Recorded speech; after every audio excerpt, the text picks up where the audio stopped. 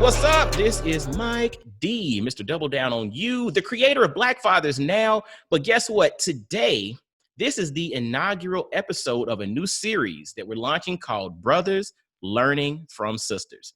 And I have to, before we get into this whole thing, I have to give a shout out to our guest, Tiffany Bailey, because a conversation that we had, through Facebook and all of that going back and forth really was the impetus for this particular series. And it's about brothers really learning from powerful and dynamic sisters, through their journeys, their successes, but learning some of the tactics that they employed, some of the things that they've overcome, some of the opportunities that they've capitalized on, and helping us to see things from different angles. And so I think it's important within our community to really be an and community. It's brothers and sisters. It's not brothers or sisters. It's not a zero-sum game in which one side of us is successful and the other side is this or that. No, we're all together. And so I have to give a shout out to our guest today for really spawning this thought process and really opening us up to this new series entitled Brothers Learning from Sisters.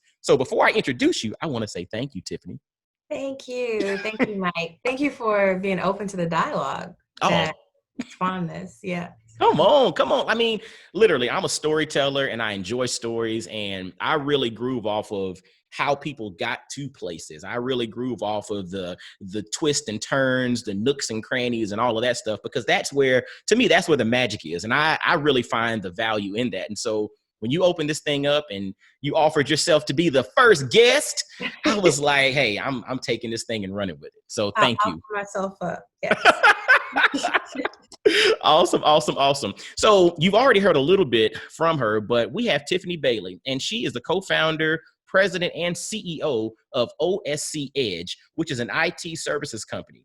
She's also an investor, right? And back to OSCEdge, OSCEdge just got listed on the Inc. 5000 list as one of the fastest growing companies in America. She has over 100 employees throughout the US and Puerto Rico, and she's also an investor, which was really cool. Like, when that was kind of what spawned our initial conversation about this.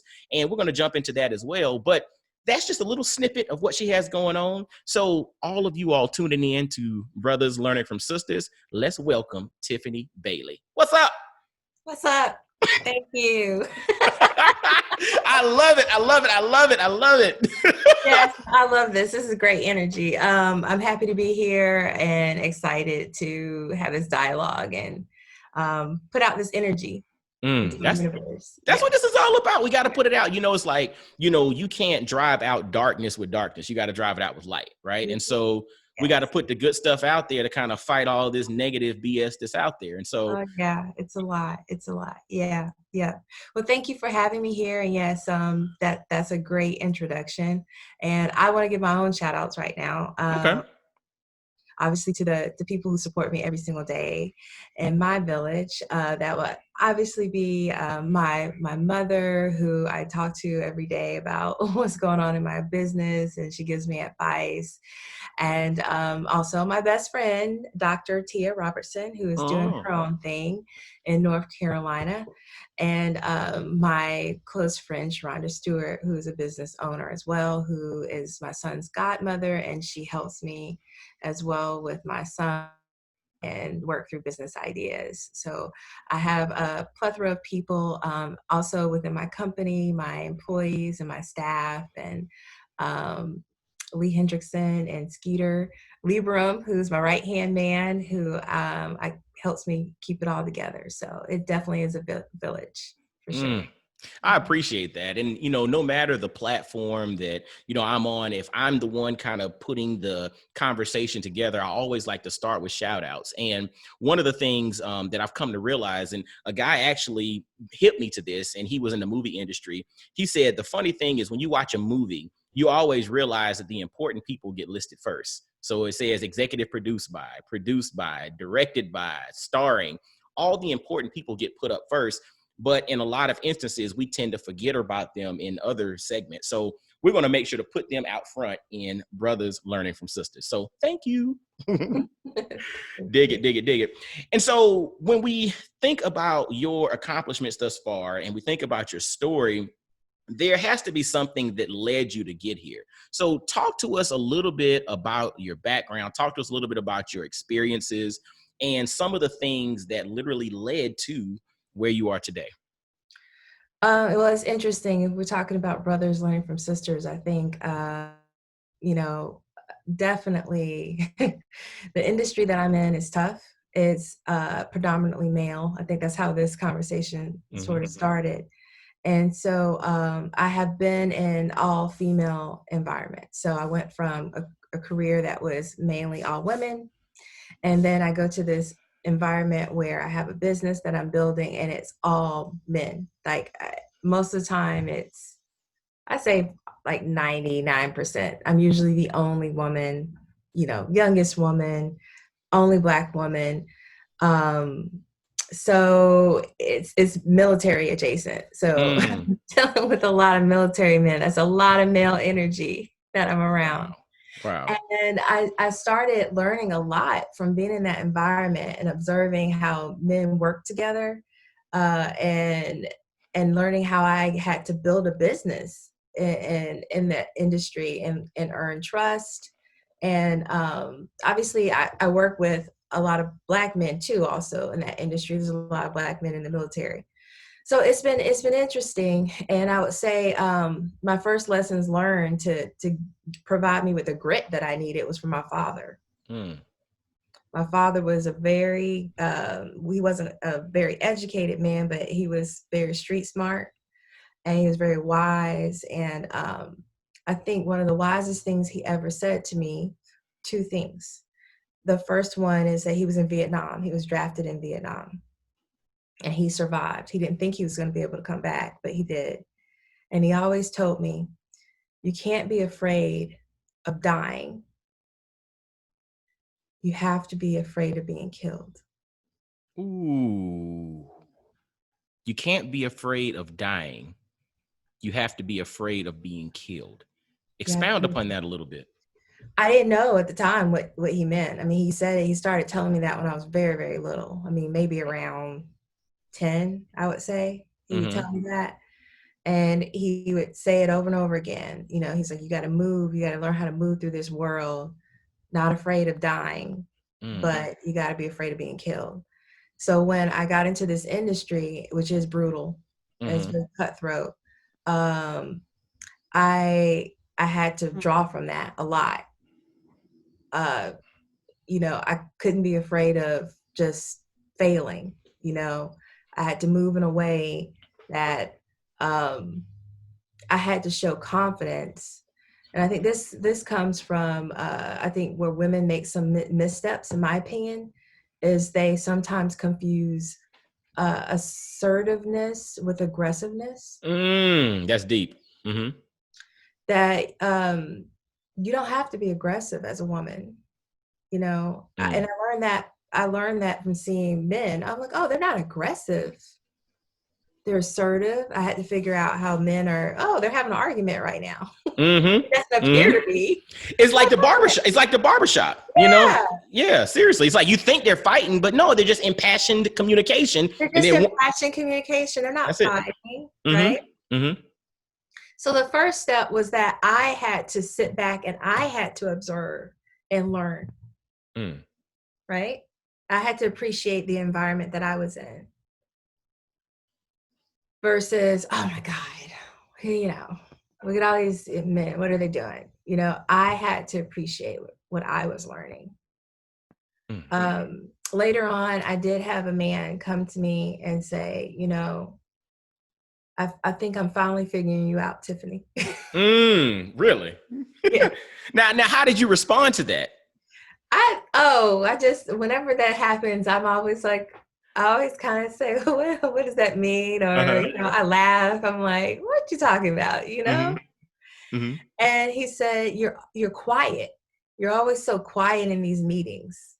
And he's like, I realize that you're just observing us. you're listening, you're taking it in. And he's like, and then like, boom, you'll just say something in the meeting that's like profound and it shuts all of us guys up. That's great listening. You know, it's the concept of 2 ears, 1 mouth for a reason. And we Yeah. don't, and I'm a talker. And even though I'm a talker, I'm also a really good listener. And so to that point, that's a skill set that we have to develop. And it seems like that's something that you, especially coming into an environment in which it might be uncomfortable, or it's like travel. Like when you go to another country and you don't speak the language, you have to observe to kind of get the understanding of how do I need to move so that I can integrate myself into this thing effectively. And so was that something that you think because it was not quote unquote a comfortable environment, or you didn't see a whole lot of similarity with the people that were there, you had to observe so that you could effectively move? You think that was kind of the impetus behind it, or was it something else? I think I'll say I think it's something wise women do. Interesting. I think it's something wise women do. And out when we're talking about brothers learning from sisters, I'll say this. Okay, so I say it's something that wise women do. And I think it's something that traditionally Black women have done. However, in the last 30 to 40 years, in popular culture, mainstream culture, you had all these books that came out that talked about women in the workplace, and we're talking about mainstream, right? Women in the workplace, women in business. And what do they always say? Lean in. You need to make your voice heard. You need to speak up. You need to say what's on your mind. You need to do all that, right? I don't necessarily agree that that's actually like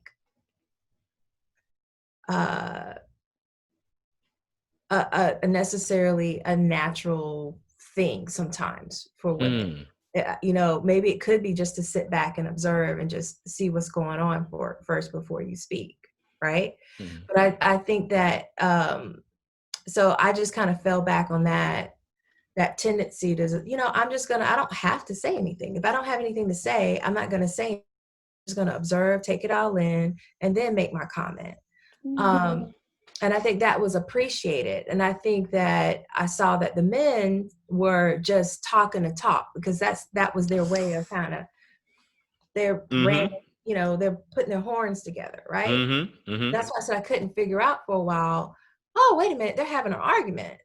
They're arguing, right? But it was in a different kind of way. And when the guy came to me and said, wait a minute, I think I finally figured you out.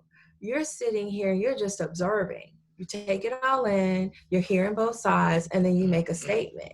And he's like, that's really, really smart. And he's like, I actually have started kind of doing that myself. Listening. Fellas. Just listening. And not just fellas, but everybody, like, listen and take it in. It's kind of, so I think to your point, you laid something out there, and it makes me think about the current media landscape, where it's the quote unquote first mover advantage, right? Where we don't always validate, you know, historically speaking, with traditional news back in the day, you'd have to validate 2 or 3 times and check this and check your sources before you went public with something. Now, because of social media, it's the first mover advantage. So a lot of individuals or entities are more quick to just throw something out there and then check it later. So then you're having to rescind, or you're having to send a correction, or for some people, they just leave it out there and leave the falsehood out there and let it fly and create all kind of myths. And I think that spills into our communication, because we see that in media, and first mover advantage is rewarded. So we think at times when we're in a boardroom, or we're in a conversation, or we're in a communication, that we have to hurry up and say something. Hurry up and say something. Without thinking. That's interesting. But what I'm saying is also that, you know, it's also this idea that if you don't speak up and say something and be a part of it, like somehow you're weak, or you don't know anything, or that's not necessarily the case. And I guess because I was the only woman in the room, maybe I was given a pass, that they were like, oh, she's not saying anything, whatever. Mm, But then after I had listened and just said something, they're like, okay, wait a minute, let's kind of think about this, you know. mm. What was the movie? I think it was American Gangster when Frank Lucas said the loudest one in the room is the weakest one in the room, right? And Hmm. and it's just like you literally what you're saying there is a full embodiment of that. Just because you're loud, it's kind of like just because you're loud doesn't mean that you're making impact. You could Yeah. just be loud, you know. And just because you're silent doesn't mean that you're strong. You're not strong either, or that you're not thinking, or that you're not processing. It's just the fact that I'm just silent right now. Yeah, And I'm so, just silent right now. And being in that environment made me, get comfortable with that. I had no choice. I mean, there were times where I'm just silent by nature, and there were times when I was just silenced mm, because I was in an all male environment, mm, and I had to just deal with it. But it became my strength. silence became your strength. Hmm. That forced silence that we don't want to really hear from her. And so when we're talking about specifically the black community and black entrepreneurs, and or not even just entrepreneurs, but black people trying to get something done. I'll use this example. So I go to this conference, and it's in my industry, we have these things called industry days. And it's when opportunities are coming out, and they're going to give you all the information you need to know in order to put your name in the hat for the opportunity. So this particular opportunity, my company, we had the experience that was needed to actually win this opportunity. Like, we were one of the only companies that had it. Hmm. But we're, it's woman owned, it's black woman owned, and we're just small. So I go in there, it's all these, men in suits, mainly all white men. This is a sprinkle of women, maybe like 5, but they were all white women. And I go in, and here I am, walking in. And when I say that, when I tried to approach a group of men, they like made a circle, like as if I was Really, like, as if it was like on a playground or something. They made a circle and like wouldn't actually let me in. really. Yeah, like It was like the He-Man Woman Haters Club from the Little yeah, Rascals. like yeah, like I'm actually just hello, Hmm. So after I try to go up and talk to a few people and explain to them, like, hey, wait a minute, I think you might want to partner with me because my company has done this particular work. And so you'll have an advantage if we partner together. Some people blew me off. There was one guy who did listen to me, but he was like really new to his company, like right out of Okay. college. So he had a different perspective. He was like, hey, like that kind of thing. So after a while, I was there for about 45 minutes, and I realized like no one's listening to me, right? Mm, Not getting anywhere. So then I thought to myself, wait a minute. Okay. So they're not seeing me right now. I'm invisible. So this is not getting me anywhere. I was like, what can I do? So I think, and I go back and I look at the sign up sheet. The sign up sheet has everyone's name, their email address, and their telephone number. And I hmm. think to myself, well, if they won't physically acknowledge me here, I'm just going to take down everybody's telephone number and their email address. And Wow. I'm just going to email them and call them. Wow. So I just left. I was like, this is not worth my time. Left, went to go have lunch, enjoyed the rest of my day, and then just started sending out emails. And then they responded. Mm, So I say this to say that the other thing is that sometimes you have to, you have to kind of you have to be smarter. You kind of have to like work around things. You can't get you can't get caught up in this. You have to, you have to just recognize like, okay, let me just work around this. Let me just take this out of the equation if I can, instead of fighting it. you know what's interesting about what you just said there? The concept when you meant, and I'm going back to silence. When I'm silent, that's when I think. That's when I process. So, and you mentioned a minute ago that the forced silence ended up becoming your strength, right? So it's Mhm. kind of like necessity breeds innovation, right? Yeah. And Mhm. so to your point, the forced silence of this circle that would not let you in, again, forced silence again, became your strength because it caused you to take a step back and figure out, okay, I can't go in the front door. So how can I still get in? And the silence allowed you to think. It allowed you to see a different opportunity, which was this email list, which then gave you an introduction to this list that didn't put the face of you out front. It opened up to who you are, what you could provide. It's kind of like the, Martin Luther King dream speech of the content of your character led versus, your gender or the color of your skin or your demeanor or how you're dressed, whatever. That had nothing to do with it. You were actually able to lead with your credential, but that forced silence opened up this window. And so it's like, I think about seeing opportunities everywhere. Some would have taken that as, screw it, I'm out of here. F this industry. I'm going on to something else. They don't like me. They don't want me. But you were just like, I'm silent. So I'm going to think about this thing. And I Mhm. saw an opportunity, and this opportunity led to something else. Correct.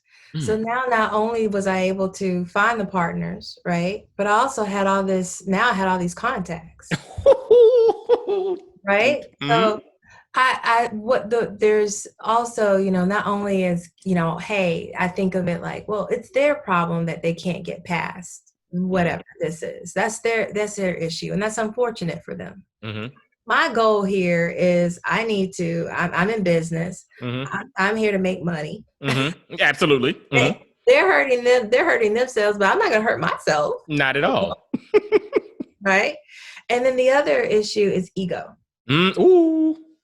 is letting go of ego. And I think this is, issue on both sides for men and women. And I don't know, maybe something along the line, somewhere along the line, uh, maybe women have picked up this whole thing with the ego. It's like almost like a persona. I think it's a Mm-hmm. more masculine persona, Mm-hmm. um, but letting go of ego and letting that go so that it doesn't get in the way of you reaching your goals. And Ooh. you have to keep your goal squarely in place, like clear. What is it? And checking it all the time. So I could have stomped out of there and said, see, they won't let a sister do nothing, Mm. this is what I'm talking about, like, we can't get nowhere, Black folks, blah, blah, blah. I know Mm-hmm. plenty of people who've done that, but I'm not going to let that happen. Instead, I'm like, you know what, let me, I hate to say this, but it's kind of like, um, I'm gonna find a way for them to like kind of screw themselves. You know what I mean? Mm-hmm. Like, Mm-hmm. Mm-hmm. That's real. Look, it's nothing wrong with that. You didn't do it. You're giving somebody rope to do their own thing. You're not doing it, right.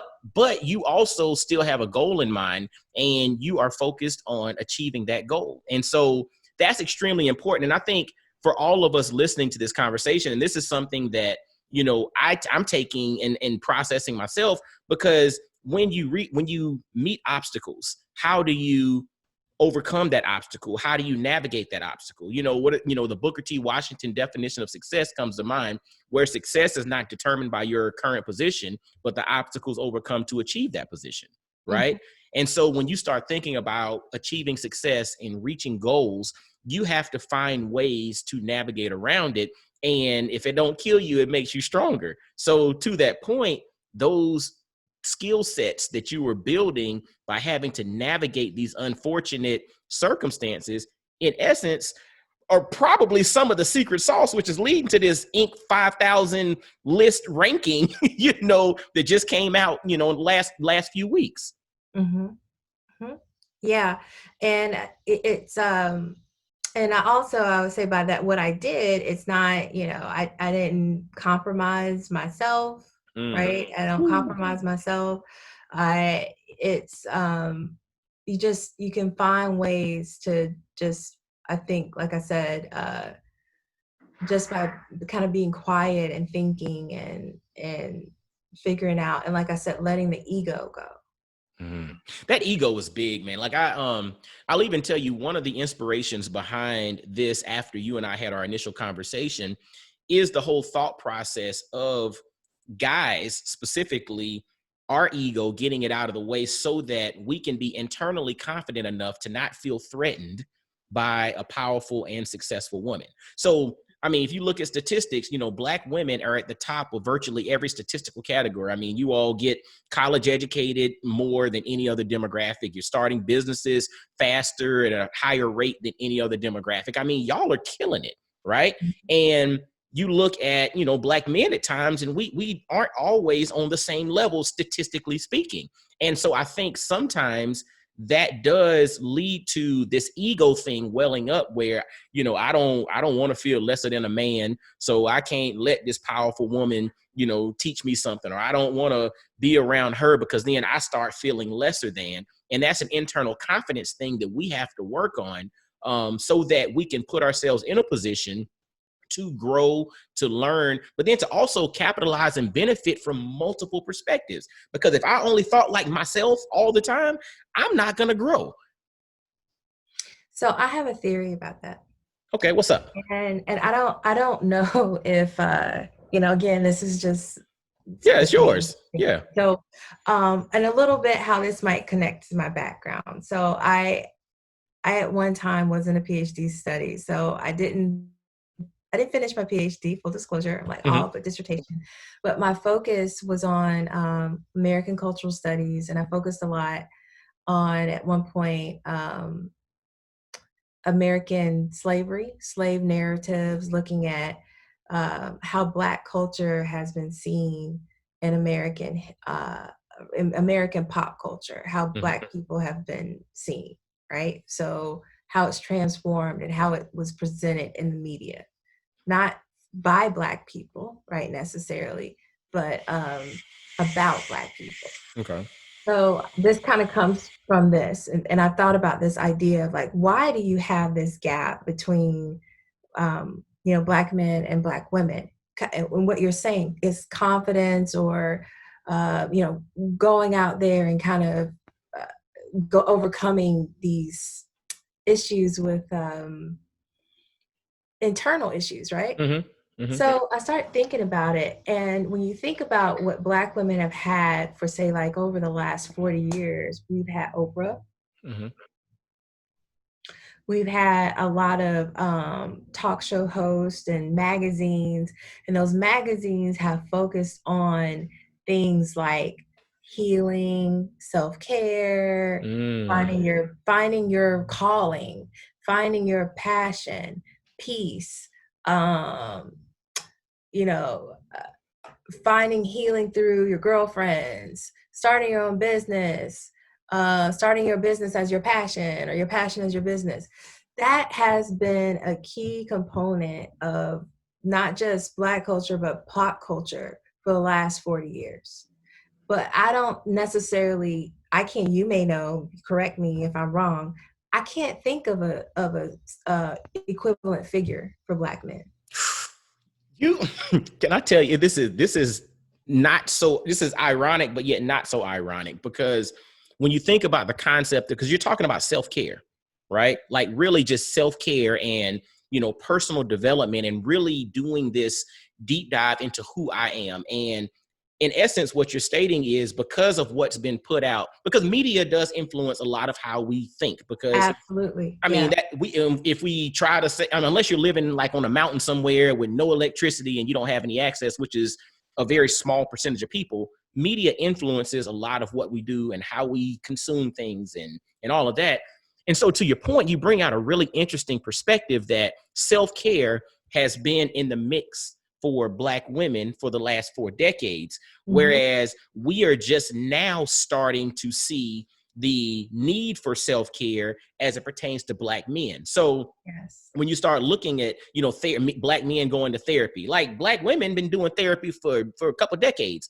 Black men is just now starting to be cachet to say, okay, I got a therapist, or, I have a coach, or I have to, I'm working on this, or I'm going and getting me a massage, or I'm going and having a trainer, or whatever. It's it's now becoming okay and cool in media for Black men to do that. So Yeah, there's about a 3.5 decade lag for us to catch up in regards to that self-care metric. And it's, absolutely. and it's also funny you say that, because if the beginning of this intro, I said I'm Mike Dorsey, Mr. Double Down on You, right? So Mhm. I'm a performance and personal development coach. And so Double Down on You is this protocol that I put together over the last couple of years, and it's based off of an acronym. And the whole concept is embrace your greatness while pursuing your interest, recognizing your faults and failures, yet guarding yourself against your personal triggers. It's GIFT. It's all about unwrapping your gift. And so once you can start developing the courage and the confidence to double down on who you authentically are, i.e., unwrap that gift, that's when you can start walking in purpose. And that's when you can start to become capable yet controlled. And when I say controlled, that means disciplined in your approach in life. And Mhm. so, to your point, I've recognized that as well. And that's my mission with Double Down on You, the performance and personal development protocol, is to open up and help Black men specifically, but anybody who's in need of it, to get to that place. And it's, you're speaking my language there, because I see it wholeheartedly. Yeah. Mhm. Yeah. So I have thought about that, and why do you have these big gaps? And I think that plays a huge role. I mean, even if I can just, I mean, I know this is just an anecdote, but Mhm. even for myself, I mean, I am a product of that Oprah generation, Mm. and seeing that, like, oh, okay, I can do whatever I think, put my mind to, Mhm. and so and I recognize now as a fully developed adult that um, Black men have not been given that attention Mm. that they need and deserve. And it is definitely time for it. But I do see that that time is occurring now. Mm.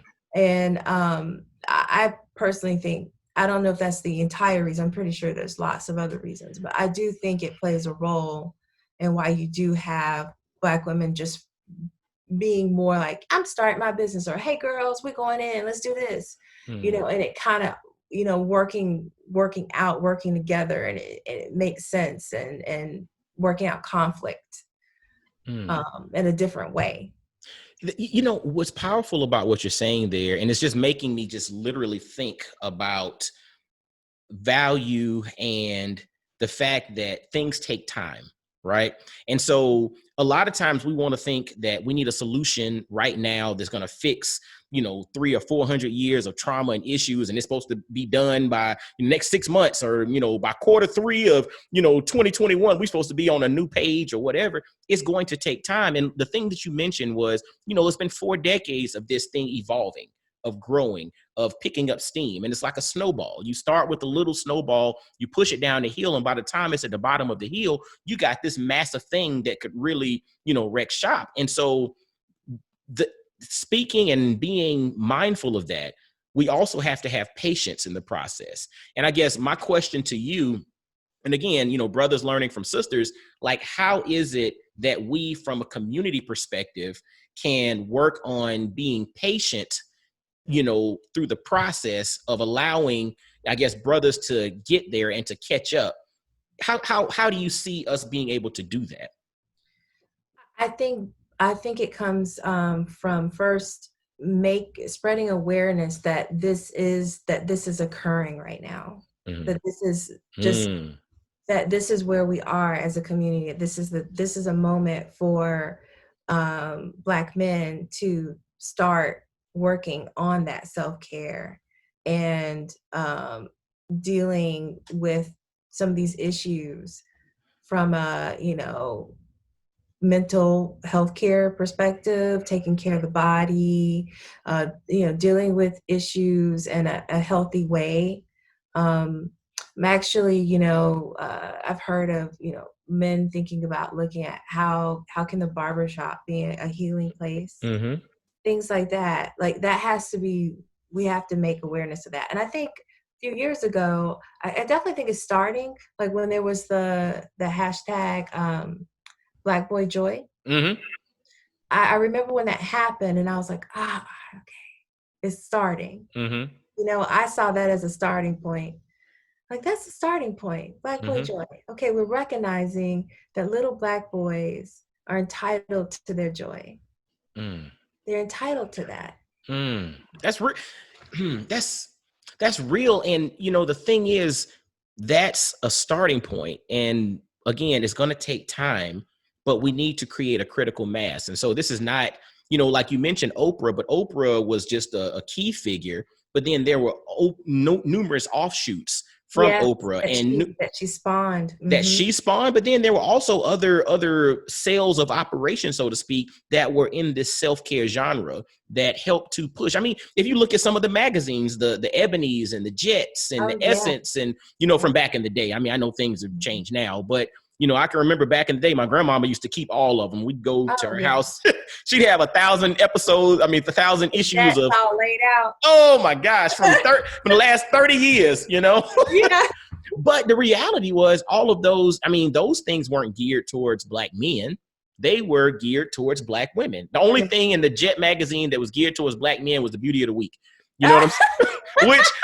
which full disclosure, I used to have a wall in my bedroom growing up where I had nothing but, I had Jet Beauties of the Week all across the wall. My mama used to be so embarrassed when folks would come over and they get a glimpse of my wall, because it'd be a whole wall of Jet Beauties of the Week.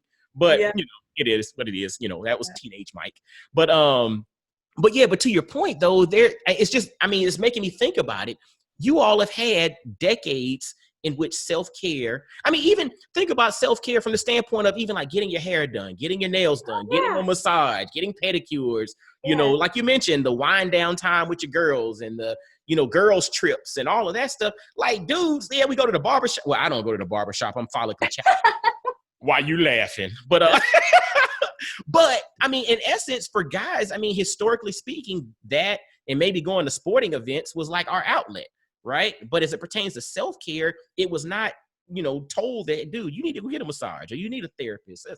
This is, I mean, it's really fascinating. But I definitely think for sure that the Oprah effect on Black women and girls and all those magazines that you just named at during that time, Yeah. and then kind of circling back to it now, most definitely played a role in college and starting business, that confidence. At one point, Oprah really got very spiritual. I mean, it was like very spiritual, like into meditation and mindfulness, and really digging deep into healing. And then you had Ayanla Vincent, and you're right, all these offshoots that she had. And they were, they were supposed to be mainstream, but they were headed by the people you saw were Black women. And they connected with y'all. Yes. I didn't connect with Ayanna. I mean, I watched Oprah, but it's like I didn't directly connect with Oprah. Yeah. We don't. There's not an equivalent. Wow. On the other side, where you have a Black male celebrity type figure who's talking about deep spirituality, not religion, deep spirituality and healing and self-care and confidence, and letting go of your ego, which is what she was talking about. And you can do everything, and forming your community and bettering, you don't have that. Wow.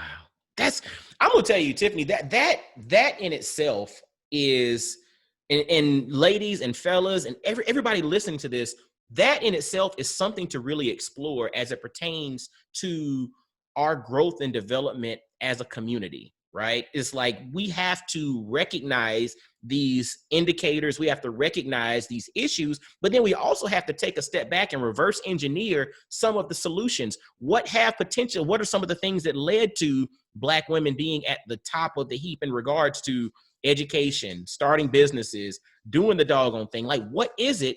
And this thing that Tiffany just dropped, it's like an aha moment for me. And I'm like, wow, is this all rooted in self-care, self-actualization, knowledge of self, really getting to the point of really knowing who you are so that you can authentically walk in purpose? And if we start doing that, and then we couple that with our sisters, you're talking about a rise in the Black community that the world has never seen before. That's amazing. And so I do think that you were talking about this this threat, this feeling of threat. Mm-hmm.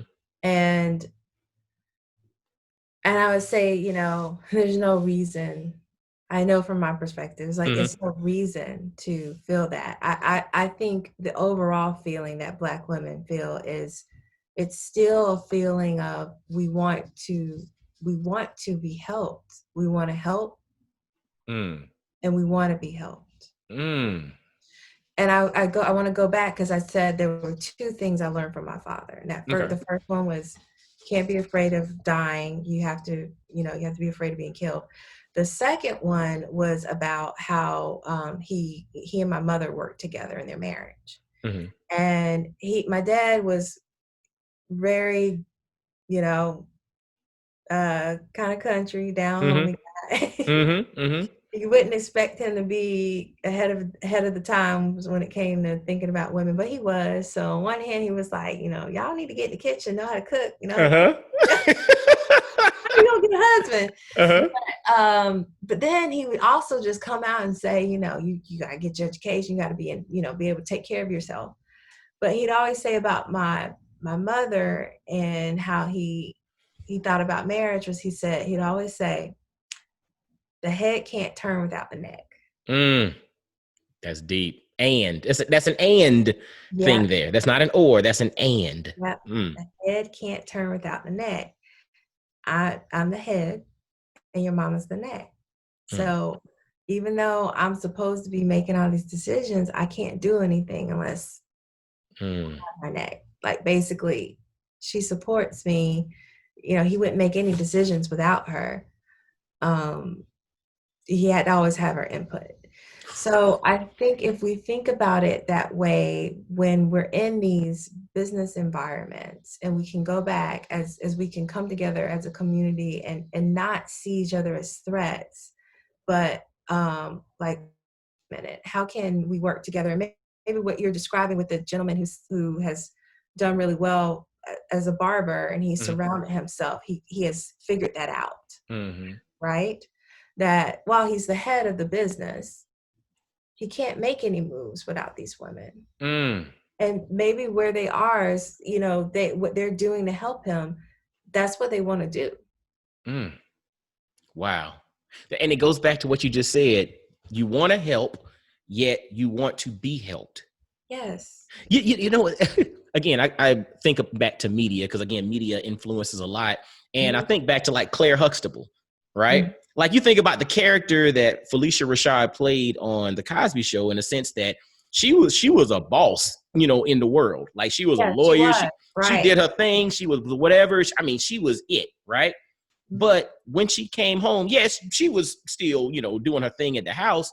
But the reality was, it was like she also allowed herself to be helped at home. Yes, exactly. You know, she provided everything and did her thing, but she also, it's like that allowance of, it's like, and I think it goes back to what you're talking about, ego, and that's how both sides Ego of the and coin. self-care. That's it. That's Ego it. and self-care. Because when you and then that's actually a huge part of uh success and my whole journey, as particularly in this industry that I'm in. I mean, it's, you know, it's very rigid Mm-hmm. and it's hard to figure things out. So I think with ego and self-care, you know, that some women in business have mastered is that you allow yourself to be helped. You ask for help and you allow yourself to be helped. Mm. And I have observed men in business who don't necessarily follow that. Instead they want to be like they have this shell around them. And I'm just like, man, if he just asks for help, then it's probably a lot easier. But he doesn't Ooh. seem like he wants to do that. Can I So can I tell you what's crazy? With you saying that is because it's hitting me as well. Because it's something about the wiring of a man that we have to rewire ourselves at times to be open to asking for help. Because real talk, a lot of us are wired to protect and to provide. It's like, I'm supposed to come up with the solution. I'm supposed to come and do this thing. And I am supposed to be the one to go and do that. But the reality is I can only go so far by myself. And so I might be capable and gifted enough to get to a certain place, but I'm going to need help to take it to another place. And again, this is one of the lessons that I've learned from interviewing movers and shakers from all over the world on Black Fathers Now, is that everybody who's ascended to like crazy levels, nobody has done that by themselves. Correct. Now, again, you might be good enough to do okay by yourself, but if you're looking to get to, plateaus and places that you can't even imagine, you're not going to do that by yourself. And so I think that's a challenge that, I struggle with. I'm a guy, I'm a husband and a father and all of that. And so I want to take care of things. And one of the things that I'm learning, even in my own household, is that when I try to do too much, when I try to be super husband and super dad, I drop the ball, versus saying, you know what, it's a partnership here. Mike, allow, your wife to do this, allow the kids to do some of this, ask for help, even in business, ask for help. And I think sometimes we have, and I'm glad you're throwing this out there, because this is a constant reminder that I have to work on a daily basis myself. If I want to ascend to, my fullest potential, I'm not going to do it by myself. Exactly. I mean, obviously everything I'm saying in this is like generalizations, and Yeah. I don't want to paint all women this way or all men a certain way. I will say that obviously in the society that we live in, our society is very influenced by Western European philosophies of individualism. Mm-hmm. Mm-hmm. And I think we're learning right now in the time that we're in and everything going on, individualism is not necessarily our friend right now, right? That's real. That's real. So and what you're describing is, I think, the struggle that sometimes we have within our community of, do we buy into the individualism, or do we need to work as a village? And I mean, this is a deep conversation that probably could go a lot of different ways, but obviously, I think we can all say that individualism hasn't necessarily worked the best for the Black community. That's real. That's real. That's real. The thing. I was thinking about this concept the other day of skills and tools. Right. It's like each individual person needs to bring either skills or tools to the table. Right. Either or. Now, so from an individual perspective, you need to bring something to the table, but you're bringing something to the table for the greater good of the community itself. And you're looking to build this whole thing collectively together, but we're all valuable. Because I think the other part to it from an individual perspective is we all yearn for fulfillment and value. Like nobody wants to feel invaluable to a particular community, or nobody wants to feel the lack of fulfillment. I mean, that's where burnout comes from, because day in and day out, yes, you could be doing this and making this, but I don't feel fulfilled, or I don't feel like individually I'm making a contribution. And so it's like, to your point, this struggle, and I agree with you, it's a struggle, because I do agree that it's not about me, I put myself first. I mean, heck, I try to put that in the front of our interview here by putting shout outs first to make it known that it's not just us. It's this whole team around that's allowing us to do what we do. But we also, from a personal perspective, want to be valuable as well. And so it's like, to your point, it's a constant battle, and it's a balance that we have to maintain, versus letting one become too, heavy, then if it's all individual and it's no community, or if it's all community and, we just basically riding a wave, it becomes imbalanced. And so we have to find that effective balance of the two. Yeah, exactly. Yeah. So, I just, those are the things that I have learned. I've, as I have been in this business, and I would pass on to, I would say I would pass on to Black men and just say, I've observed, and it can go, it's a lot of learning both ways. I've learned a lot, and these are just things that I've observed, ask for help, work on the self-care and the ego. It's okay to be quiet sometimes. Yeah, no, Black women are not a threat. If anything, usually we want your help. Mm. I actually had a conversation with a woman, and she was a very successful woman in the Army. And she retired from the Army, and she was the first Black woman of many, many things in the Army. And we were having a conversation, and I mean, I can't even imagine, with the be honest, like, what she had to go through uh, to get to where she was. And she was the first Black woman to be on a particular military post Mm-hmm. ever, right? So she made this comment, and she was just like, every day, I was just like trying to see how I was going to make it. And she was just like, I got no help from anyone. It was just terrible. She was like, definitely the white guys weren't going to help me. And she was like, and the brothers didn't help me either. Mm.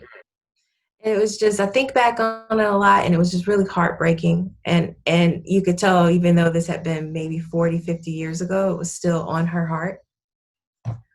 Um, and I'm still processing this. And she told me this like a year ago, but I'm still processing it. Mm. And why? Why didn't they help her? Mm. How? What could have made things different? Mm. That's And so I think we still have some residuals from that when we're in the business environment and we're in the entrepreneur environment. It's a distrust. mm. It's a distrust, because she's obviously past that. Probably that she's told that before, right? And it just hurt me because I could see that that was something that was still there. There was the residual of Mhm. that, and it's never gone anywhere. It's kind of like in essence, it's like past trauma. Yes, we've healed from it, we've moved on, but that trauma is still there, and that thing is still the root to some other things that may be going on, no matter what. And so that's fascinating. But to your point, it's a firm example of we still have a ways to go. And we talked about it not too long ago in our conversation. This is a process, and it's not going to get fixed overnight. And so we have to find ways to heal in the process, grow and develop. But it's going to take time. Mhm. This is deep. Yeah. Oh, Tiffany, I'm gonna tell you, hearing all you need to hope you writing a book or something about your life and experiences, because this is really good stuff. And I mean, fellas listening, ladies listening too, this is a really, you think about like psychologically and business steps to achieve success. I mean, you think about self-awareness, you think about ego versus self-care. Being okay to, it's asking for help is okay. Being quiet, because when you're quiet, that's when you have the time to process and think. But then also for the brothers, Black women are not a threat.